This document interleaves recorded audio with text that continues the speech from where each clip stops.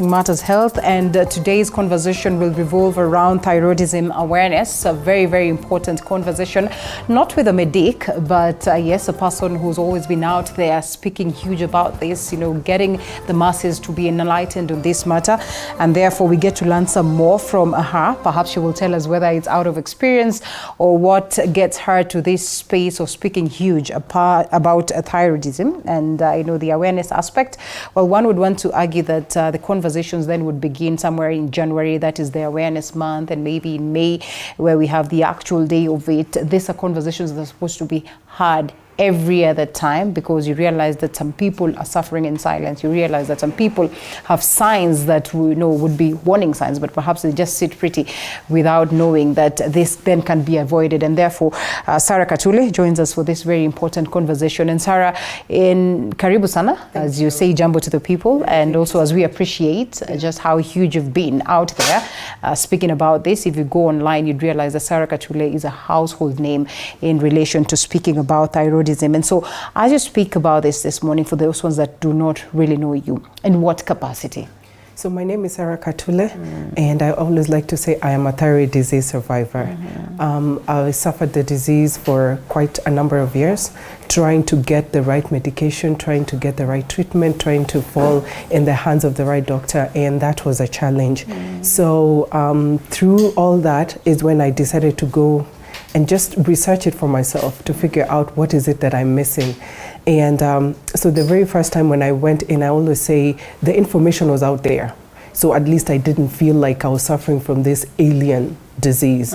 But then as I tried to now narrow the search to see if I can find treatment here in Kenya, the search and the results that I was getting were becoming narrower and narrower. So that made me realize very quickly that there was a very big gap. There was a lot of unawareness about the disease, and yet there were people that were suffering with the disease silently, not knowing that they have the disease. And then of course there's the aspect of doctors not really being aware that the disease is there, and so many patients go misdiagnosed, and it is a disease that can actually take lives. Having lost a very close childhood friend of mine to the disease, part of it was that is what ignited me to want to make sure that nobody else loses their lives to the disease. And therefore a childhood friend, and then you, and then I can imagine how traumatizing it is. The most interesting thing about the health world is that this information, like you rightfully put, is out here. It's just that sometimes we really are not keen to understand some of them until it knocks home. And so when it knocks home for you, and then there's that desire to get information, you perhaps are even better than all the doctors that we have around in terms of this very knowledge. And that's the reason why we have then Sarah speaking to this. And so we'd love to start from the very basics. Thyroid, just what is this? And then there's hyper, and then there's another one that is not hyper. So we just ask ourselves, what exactly is this? So thyroid disease, even before we explain about thyroid disease, you must understand what the thyroid gland is. It is that butterfly-shaped gland at the base of your neck. It looks like a butterfly. Actually, the international logo is like a butterfly. As you can see, something close to this, right? It looks like a butterfly. And what that gland does is that it produces certain hormones that help your body and your system to function normally the way it does, whether it's metabolism, whether it's temperature, for kids, whether it's development, whether it's brain energy. It affects almost everything in how our bodies respond. So at any given time, those hormones are always supposed to be balanced.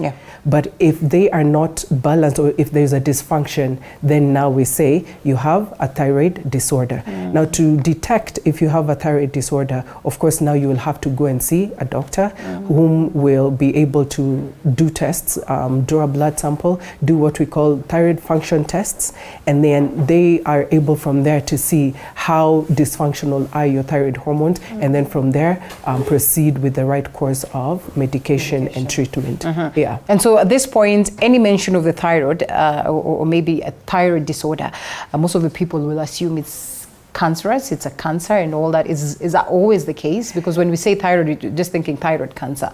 Yeah, no. You see, there are so many triggers. Sometimes it depends with what is triggering a thyroid disorder or a thyroid dysfunction. And a lot of it, as I've always said, there are different types of thyroid diseases. Thyroid cancer is one of them, of course, but there are other types of disorders that can be triggered by different things. We're talking about environmental factors, we're talking about nutrient deficiencies, we're talking about gut health issues, we're talking about even congenital thyroid disease where like you've inherited. So there's a genetic aspect of it also. So we have the two main types of thyroid disorders are hyperthyroidism, where the thyroid gland produces more hormones than your body requires. And then we have hypothyroidism, where the thyroid gland underproduces thyroid hormones. So depending on where your hormones are, that is now how the doctor is able to know, okay, you're suffering from an underactive thyroid. What they do is that they will give you medication to bring up the hormones. If you have an overactive thyroid, they will give you what we call anti-thyroid medication to suppress and inhibit the too much production of thyroid hormone. Then after that, when you come to us now as an organization, what we do is we now begin to get you onto the right path in terms of diet, in terms of lifestyle, and advising you and even giving you more information about now how you're supposed to walk the journey as a thyroid disease patient. And I'm glad that you mentioned something to do with an organization. So what organization is this? So after I lost my friend, I founded this organization called the Thyrodism Awareness Kenya Foundation, or TDAC. And it is an organization that brings together people that are suffering from the thyroid condition. It's first a safe space. Let's begin there. It's where thyroid disease patients are able to come, share their experiences, learn from one another, because as you have seen, thyroid disease is still a very foreign concept in Kenya. Not many people are aware of it, but many people are suffering from it, just not knowing. So they are there suffering silently, and it is a disease that not only affects the patient, but also the people around the patient, the caregivers, if it's a spouse, if it's people at work. Sometimes and they can misunderstand you.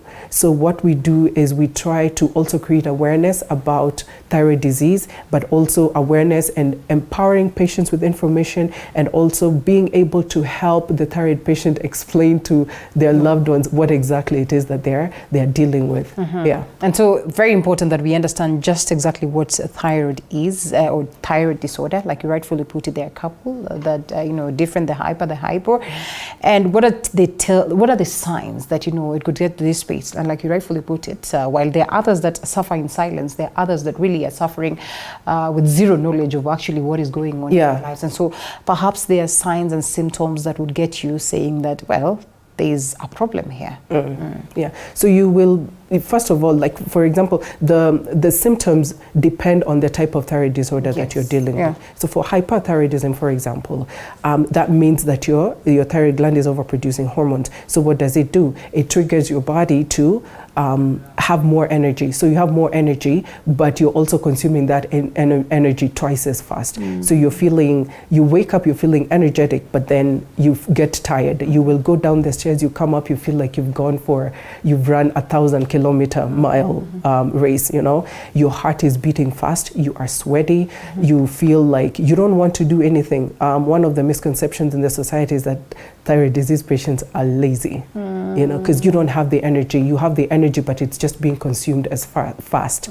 So and then you're losing weight because of the metabolism that is high, triggered by the hyperthyroidism. So you're eating, but you're losing weight. And then there's also another sign. If you look at me, you can see one of my eyes. This one is bulged out a little bit. That's another sub-symptom of a thyroid condition. You will start losing hair. It can also cause infertility issues. You will try to get pregnant, maybe miscarry several times without knowing. And there's loss of hair. You have coarse hair, and every muscle in your body just is paining, and you don't know why. For most hyperthyroid patients, you'll see like if you hold a cup, you're shaking. you know, and now so many other disorders that sometimes are underlying that you wouldn't know, and these are now detected by the doctor once they've done a full thyroid blood work to see. Sometimes you will have an underlying condition that you don't even know you had. For hypothyroidism, the symptoms are the opposite of hyper, so that now you don't have the energy at all. You're not eating, but you are adding weight. Oh.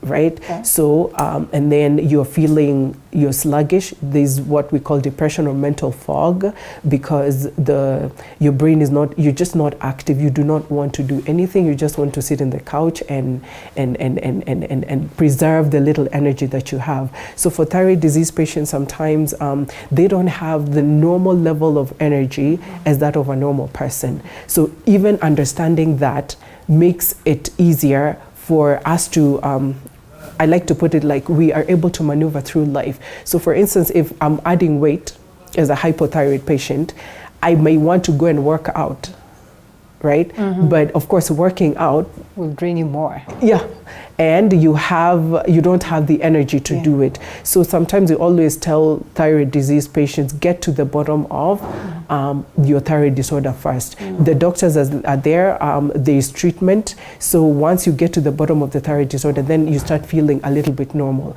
Of course, it's a journey, it's not overnight. Thyroid disease does not happen overnight. It's a course of events. It's triggered by very many issues and aspects in life. So it's a journey. So it's not overnight. And even if a doctor is good, they will tell you this is going to take some time. So be patient and listen to your body, what it's telling you, and then just eating right.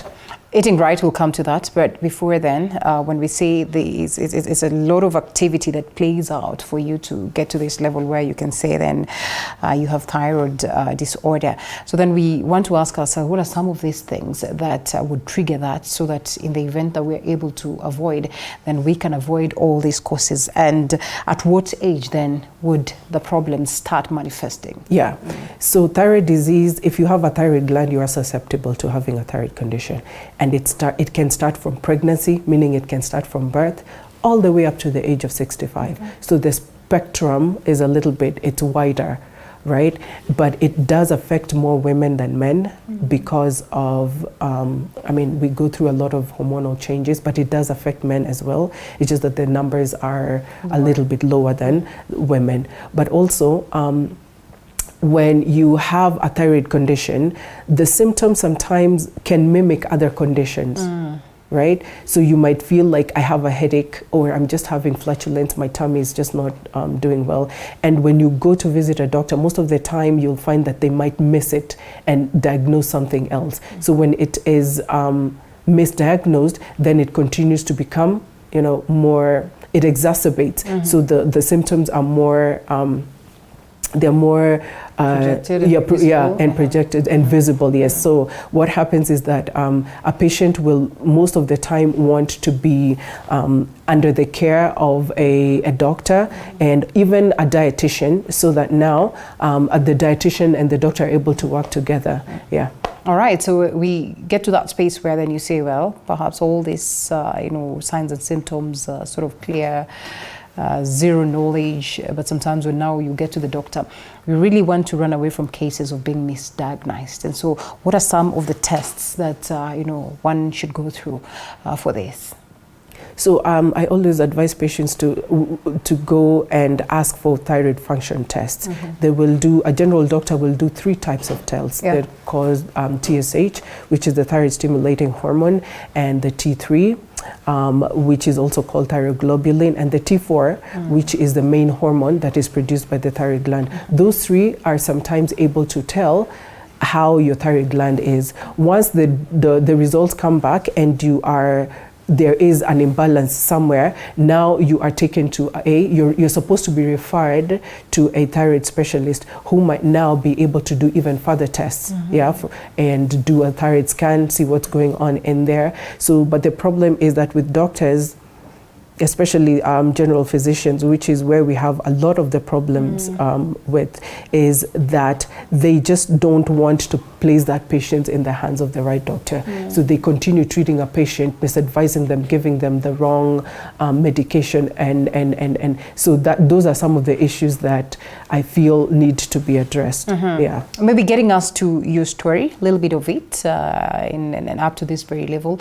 And is it always that one has to go through surgery in the event that they've been diagnosed with thyroid disorder?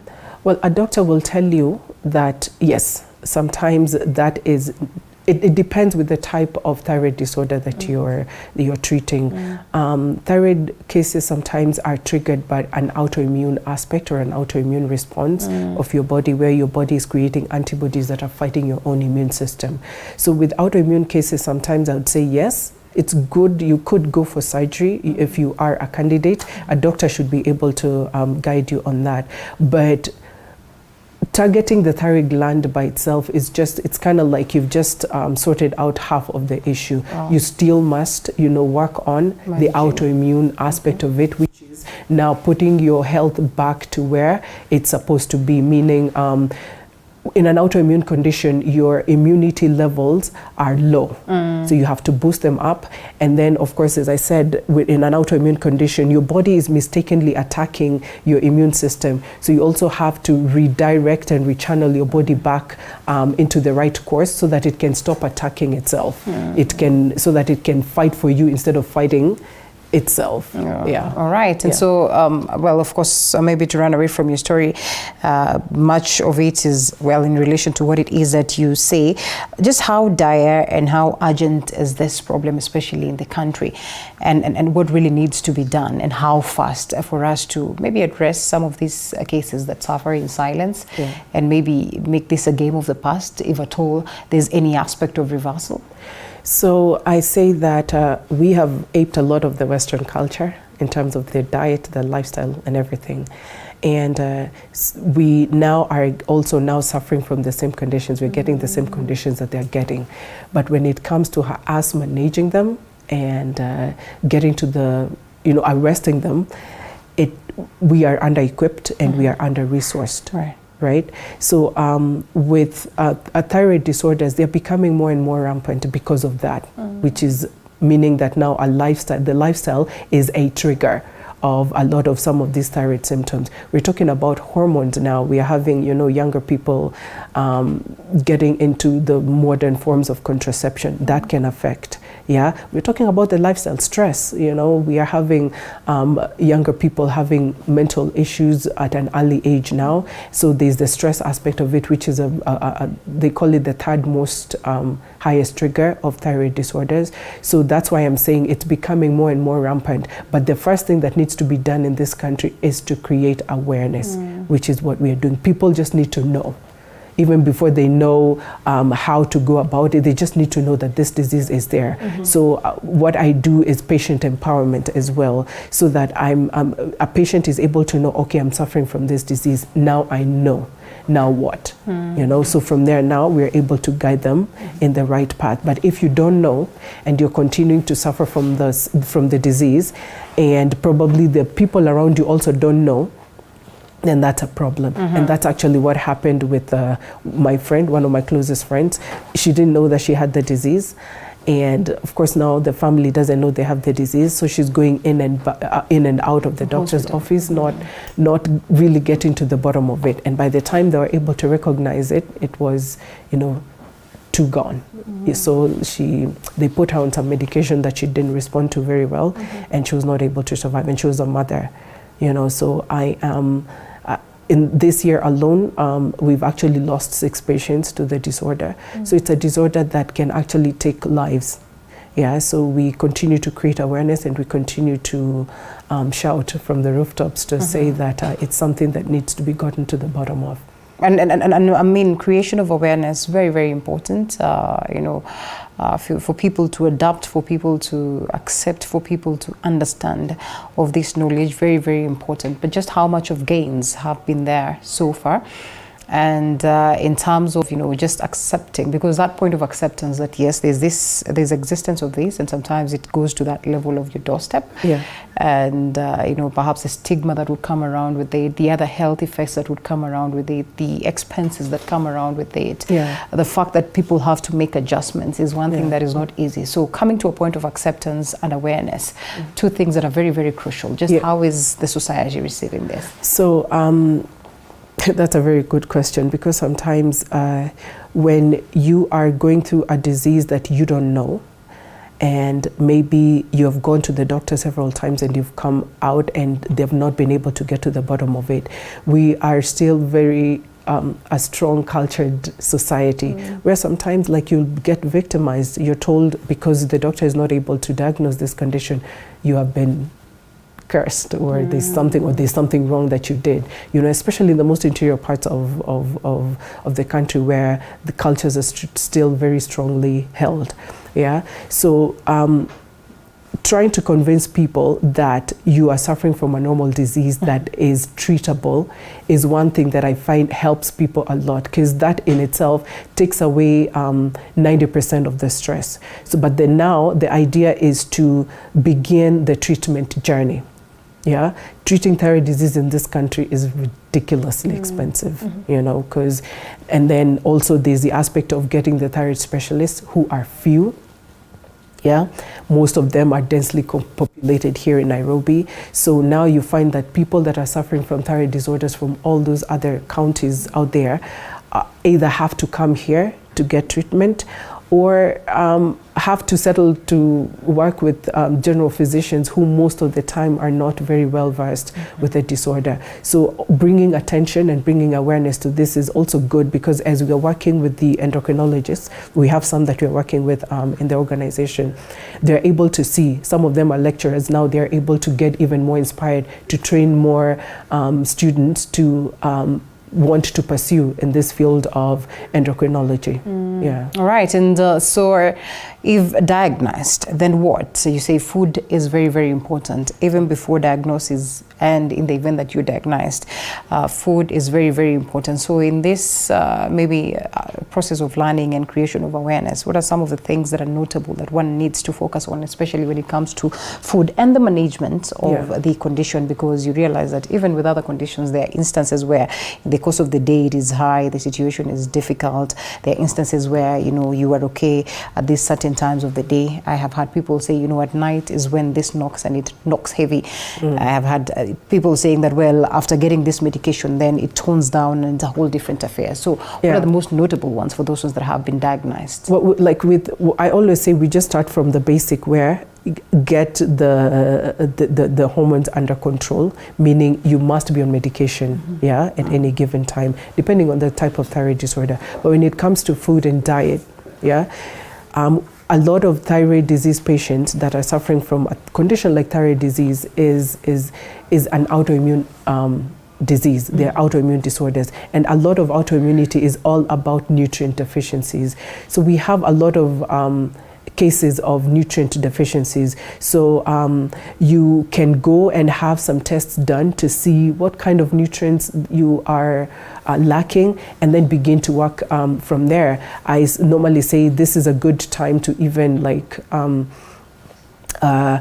no, it's not good to have the disease, but at least now we have more options. We have supplements that are coming in, more available. So once you get to the bottom of what is triggering your thyroid disorder, then, and we have a dietitian that we work with that sometimes will come and also do the tests, to tell you what nutrients you're deficient of, what high level of toxicity you have, and then from there he's able to advise you on what to do, what nutrients to take. So we advise people, work on your gut, which is the number one. It's the bottom, what would I call it? It's like a prerequisite, to anything that has to do with the disease. That's a gospel song that I've been singing all over everywhere I go. Just eat healthy, eat fermented foods, get your sun. Most thyroid patients sometimes will say, oh, go and work out. And as I mentioned earlier, you cannot work out if you don't have the energy levels. So it's about eating whole foods, and I think eating healthy, avoid junk foods, avoid foods that are inflammation triggers. Yeah, that way now you're able to see how you're going to reverse a condition slowly. It's not overnight, because with food also your body needs time to replenish what is not there, and then now you start to see the benefits. So that's why I say it's a long-term process. It's not overnight, but starting on little steps, like say I'm not going to take dairy, or I'm not going to take milk. Yeah, you just don't go off cold turkey. You can start by saying Monday I'm going to drink milk, Tuesday I'm not going to drink milk. Slowly until you are able to get off milk, get off processed foods, sugars, junk food that is all over everywhere, gluten. Those are some of the foods that we tend to advise our patients to stay away from. Yeah. Is there a way one can tame the possibility of having thyroid disorders, especially in these cases that you say could be genetical, could be hereditary? Yes and no. Yeah. Yes, because it's all about lifestyle. It's all about if you do something that triggers that gene, then yeah, of course, then the genetic aspect comes in. But even studies show that it's only 25% that is genetically triggered. Everything else has to do with your lifestyle, your diet, the stress levels, everything that you do that you put in your body that reacts, right? So when it comes to thyroid disorders, it's important to think to look at it from a holistic perspective. So it's not just mainstream medicine will want to tell you take this medication and then after that go do surgery and then that's it. But we always advise patients, no, there's a lot that comes with that. As I mentioned earlier, there's even when you're using the modern forms of contraception, that's a hormone, that can sometimes interfere with it. And as I said, we are seeing younger people using these modern forms of contraception, and then now earlier on, your body will give in at some point. So it's all about reducing the levels of inflammation in your body and being able to make sure that your body is at, we call it a homeostasis space, where it's all balanced. Once it's balanced, it has the ability to heal itself. All right. Yeah. Okay. When we talk about the cases of understanding this and the fact that even in these times when we're speaking about the awareness, statistics shows that about 60% are going through this condition without knowledge, unaware of it. What will it take for us to make gains on this one?